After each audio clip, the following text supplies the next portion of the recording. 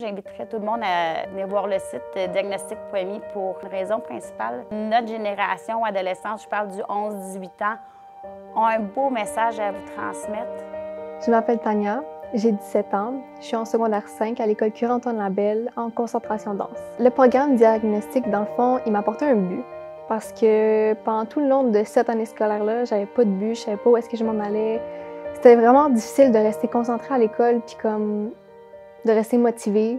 Tu sais, c'est dur la motivation dans ces temps-ci, surtout quand tu es à la maison puis que tu as tout pour te distraire sauf étudier. Puis comme moi, j'ai beaucoup de troubles d'apprentissage comme des TDAH. Puis je sais qu'il y a beaucoup de gens qui vivent ces problèmes-là. Puis le fait de ne pas avoir tout l'encadrement qu'on a habituellement, ça rend tellement ça plus difficile à apprendre, mais j'ai eu de la chance d'avoir ce projet-là pour me donner un but. Je m'appelle Ophélie Clément, j'ai 16 ans, je suis en secondaire 4, je suis à l'école Curie-Antoine Labelle en concentration arts plastiques. Ça m'a pas mal appris à repousser mes limites parce que je suis pas quelqu'un qui parle très facilement de mes émotions. Donc de les représenter sur des toiles, ça m'a aidé à parler de mes émotions, à m'ouvrir puis à aller plus loin que ce que je pensais que j'étais capable d'aller. Bonjour, je m'appelle Damien Clavoux, je suis en secondaire 4 dans le programme Hors-études, hors dramatique. Le projet diagnostic m'a apporté cette année une facette de l'art dramatique, donc de jouer sur scène, mais avec caméra maintenant, à cause de toute la situation. Et ça m'a permis de découvrir un peu une facette de mon identité à moi, parce que le thème qu'on utilisait, c'était tout autour de l'identité, donc j'ai appris à plus me découvrir. Je m'appelle Rawan, j'ai 17 ans, je suis en secondaire 5 à Curie-Antoine Labelle et je suis dans le programme de danse. Le programme diagnostic, c'était quoi? C'était dans le fond faire mon projet que j'aime en pensant à moi puis en me demandant qu'est-ce que je suis vraiment, mes sentiments, la façon que je suis, tout ça. Puis c'est tout mis dans un projet de danse qui m'a appris à être moi-même, beaucoup. Je m'appelle Isaac Caron, je suis en secondaire 4 et en art-études en dramatique. Diagnostic a juste amené une génération à juste pouvoir pratiquer leur art malgré dans la situation qu'on est en ce moment. On a pu avoir une visibilité, même si en ce moment c'est difficile d'avoir une salle avec un public, puis on ne peut pas avec les mesures qu'on a, mais ça permet les arts visuels, les arts plastiques, les arts de la scène, de vraiment pouvoir s'affirmer et de pratiquer leur art malgré la situation qu'on est en ce moment. Je m'appelle Lina, je suis en secondaire 4 et je suis en concentration art à l'école Curie-Antoine Labelle. Grâce au projet diagnostic, surtout grâce aux 10 questions qu'on avait au début à répondre, ça m'a aidé à être vulnérable et à être capable de reconnaître les émotions que j'avais, parce que souvent, je les ignore. Donc ça m'a aidé à être capable à savoir qu'est-ce que je ressens et comment je peux m'exprimer, comment je peux mettre ça sur une toile et visualiser le tout. Je m'appelle Mélissa Nadeau, je suis enseignante à Laval depuis maintenant 18 ans, plus précisément 12 ans à l'école Curie-Antoine Labelle au 2e cycle du secondaire, et je suis l'instigatrice du projet diagnostic.me.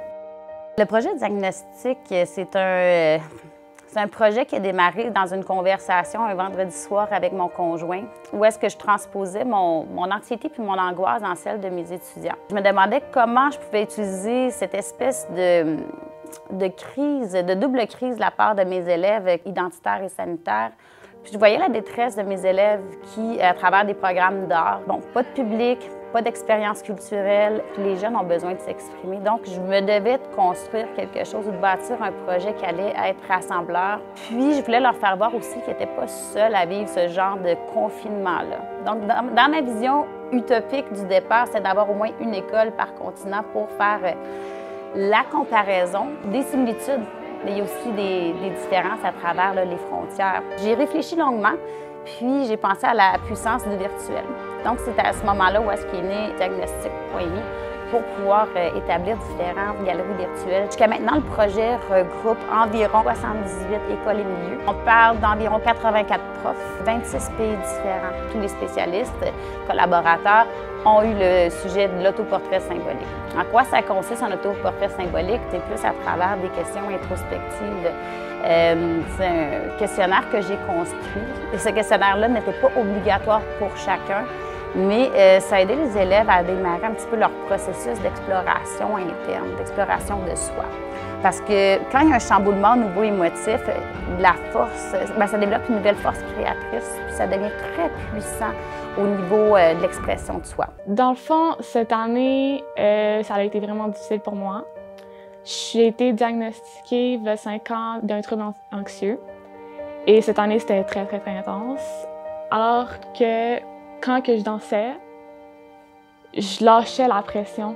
Puis dans ma chorégraphie, je démontre ce que ça fait de se sentir seul, de se sentir mal, puis d'avoir une certaine aide de l'extérieur, de n'importe où, qui va venir comme un peu apaiser la situation. Ça m'a rendu vraiment comme nostalgique du temps où c'était pas la COVID. Ça m'a fait réfléchir à comment ma vie était. Ça m'a fait apprécier aussi comment ma vie était parce que je pensais que je l'avais pas facile, mais finalement, c'était pas si pire que ça. Honnêtement, je pense pas que j'aurais continué l'école. Je pense pas que j'aurais arrêté. Ça m'a vraiment donné une autre motivation de plus. Puis le projet de diagnostic, ça m'a permis de faire un solo, puis vraiment de danser avec moi-même, puis d'apprendre à savoir les émotions que je ressens, puis à ressortir toute la négativité que j'avais en dedans de moi, parce que j'avais vraiment beaucoup de négativité, puis comme des problèmes personnels et tout. Puis ça m'a aidé de visualiser tout, puis d'en apprendre plus sur moi-même, parce que après ce projet-là, j'étais comme « Ah, c'est moi ça », puis genre, ça m'a vraiment aidé pour ça. Ça m'a permis de me dégainer, j'ai rencontré des gens, j'ai appris à créer, ma liberté est plus là, j'ai plus d'idées, mon imagination. Puis je dirais que le projet nous a juste vraiment permis à s'exprimer, puis à parler aussi. T'sais, on n'a pas juste fait une pièce drôle, c'est un message sérieux qu'on voulait passer quand même à beaucoup de personnes. Le projet aussi m'a apporté une facette de moi-même que je ne connaissais pas, que j'ai appris à découvrir parce que en art dramatique, on a parlé du thème de l'identité et ça m'a permis de découvrir des trucs sur moi que je ne connaissais pas encore. C'est vraiment ça qui était ressorti avec ce projet, être vulnérable, les émotions, être capable de les ressentir, de les évacuer, puis pas de les laisser s'emmagasiner dans nous, puisque c'est une façon d'évacuer, de les laisser partir, puis c'est bien parce qu'après tu te sens libre. Donc vraiment être vulnérable, puis se laisser ressentir des émotions, puisque c'est sûr que parfois on essaie de les mettre de côté, mais il faut pas faire ça. Donc, mais je pense que le projet diagnostic, c'est une belle motivation justement pour venir à l'école. Puis je pense que quand l'école va être terminée, je vais continuer de travailler là-dessus, je vais peut-être en faire un autre. Mais ça va rester une motivation pour moi. J'ai hâte de voir, j'ai toujours trouvé que les cultures dans le monde, c'était très intéressant. Je m'intéresse à ça. Fait que je sens que ça va être beau. J'ai hâte que les gens puissent le voir et de le partager avec tout le monde, parce que c'est une partie de moi.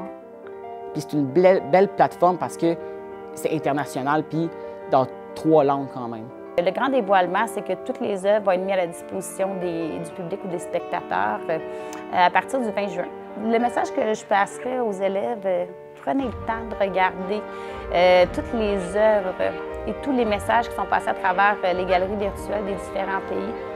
Même si les frontières nous séparent, il y a plusieurs similitudes. Donc, on est tous dans la même direction. Puis, dans un but commun, il y a beaucoup de gens qui attendaient un projet comme celui-là, un projet rassembleur, parce qu'il y avait besoin de donner un but justement aux élèves de créer.